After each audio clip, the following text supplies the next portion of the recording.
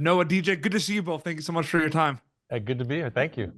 DJ, I'm curious about the conversations with your actors, right? When you're kind of filming specific scenes, what are those kind of conversations about specific decisions? Like, are they quick conversations? Are they long? What are those conversations like? That's a good question. Well, I guess it depends on who you're directing, right? No, so what I try to do is in rehearsals is build a foundation for the character, so we all kind of get on the same page. And there's certain things like a way I direct Noah could be completely different than the way I direct Ito in a different scene, but it depends. I'm always trying to find the nugget and the simple, like, what is the goal of the scene? What are you trying to accomplish? What are you trying to overcome? And usually I give them the freedom, but if I see that they're wavering a little bit, I also try to get the answer from the actor, so I'm not telling them what to do. So what are you trying to do? If like, why is this not working? What do you want him to do? So that's really it. And then with Sir Anthony Hopkins, you just go like, I'm not going to say a word. do it. No, absolutely. No, I find it interesting because so much happens before you go to camera on a film like Mary, right? You're discussing with DJ, your preparation and everything. So from an acting storyteller perspective, you can see it as two journeys, right? Before filming Mary and after filming Mary, or does it feel like one big journey with multiple steps in between? I'm curious about that. Okay, yeah, I would say it is a one big journey with multiple steps in between, but you know, it's just you go through so much in this journey, and so many phases.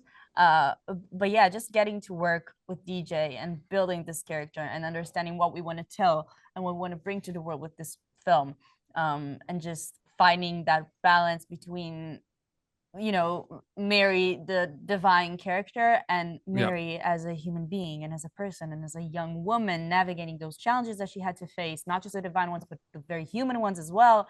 I mean, that was just really, really interesting to get to dive into that. And that was our main work before started filming. Yeah, and then also shooting the film, like I always tell Noah, because she's number one on the call sheet, right? There's a number one on the call sheet, and I always tell number one, like, we're in this together. Like, we're going to be together every day. This is going to be, you know, and we're in it together. Like, we have to be partners. We're going to have good days, bad days. You're going to want to kill me one day. I'm going to want to kill you, but we're going to have to like work it out. And it's a real journey. But the shooting of the movie for Noah, because she's in every scene basically, except every scene. It's a marathon, you know. But it was an incredible experience, and DJ was a fantastic partner. Well, I kind of wanted to know as well, DJ, because I find it interesting because it's all storytelling, and you look at a lot of your past projects and they've been all these different kind of worlds with these different characters. And I'm just wondering, you know, whether it's going back in time for a role, like for a project, like how separate are past projects mindset preparation wise to something like Mary? Like, do you maybe bring kind of things from like I Am Number 4, Disturbia, or Eagle Eye? They're completely separate. Like, I know they're completely different, but I'm just like, those were the films you directed. You know what I mean? Yeah, that's a really good question. Well, you do learn on every film and every movie, but each one has its own DNA, because it's like you take a part of your life. When you make a movie, you're basically saying, okay, 2 years or 18 months or whatever it is, like, this is it, and this is what I'm going to do, and this is what I'm going to live.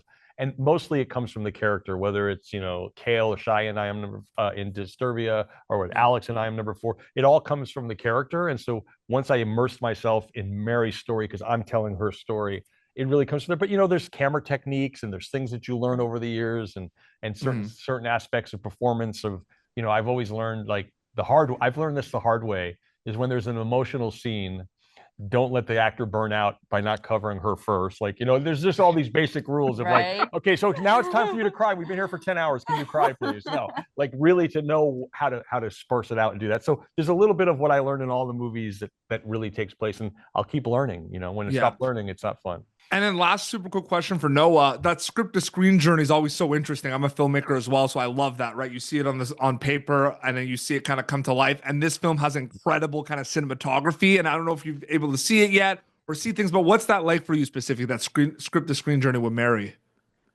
It was fantastic. I feel like, you know, we got the script and I read it and I immediately loved it, because again, I felt the sense of innovation there. I felt like it's portraying Mary in a way that I at least haven't seen before. It's giving her voice back, showing her in a completely new light.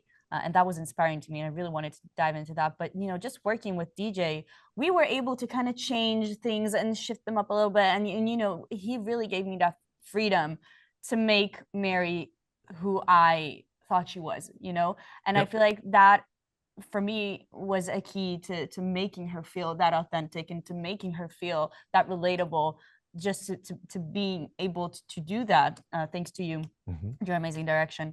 And now seeing it like come to life and seeing it all together, it feels incredible. I'm very, very proud of it. Yeah, and just quickly on that, the one sheet or the poster that has Noa just by herself, and it's one of those images that literally I remember just going, I don't know what I need this for, but like you stay here on the horse, and Noa, you stay here and hold the baby, and I just took this motorcycle, right, and I just had this steady cam on it, and I had no idea how I was going to use it, but I just knew I had to shoot it, and that really was something like, that's not on the page, but you get to see that show up in the movie, which is cool. Absolutely. I can't wait for people to see Mary Worldwide on Netflix. DJ Noa, it was an honor and privilege to speak with both of you. Thanks so much for your time. And thanks so much. Your questions are awesome, by the way. Yeah. I really appreciate that. Thank you so much. Have a good one. Take care. Bye. Thank you for tuning in to Popternative. Make sure to check out our past episodes of Popternative on YouTube. This has been an Autograph Communications production.